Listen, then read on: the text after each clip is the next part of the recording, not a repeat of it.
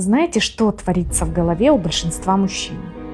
Там постоянно крутится один вопрос, который не отпускает ни днем, ни ночью.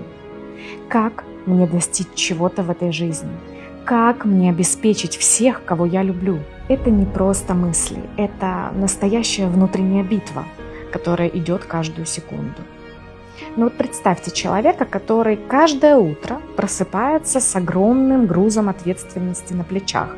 Аренда, счета, здоровье близких, образование детей, хорошая еда на столе. И еще хотелось бы дать семье больше.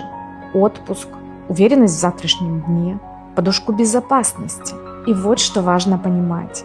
Если ваш мужчина не обеспечивает вас так, как вам хотелось бы, то можете не сомневаться, он сам себя за это грызет. Каждый день, каждый час.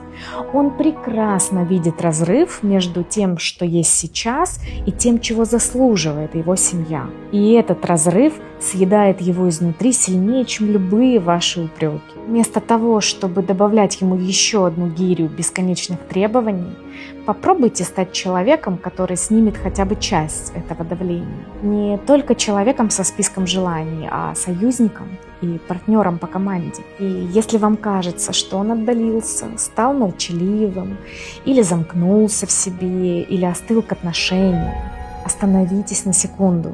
Это не равнодушие, это не потеря интереса к вам. Это человек, который тонет в океане своих мыслей о выживании, о прорыве, который пытается вытащить себя и всех, кого он любит, на берег. И, возможно, у него просто не осталось сил на слова, потому что через критику никто еще не вырос. А вот через поддержку, веру, настоящую любовь выросли многие.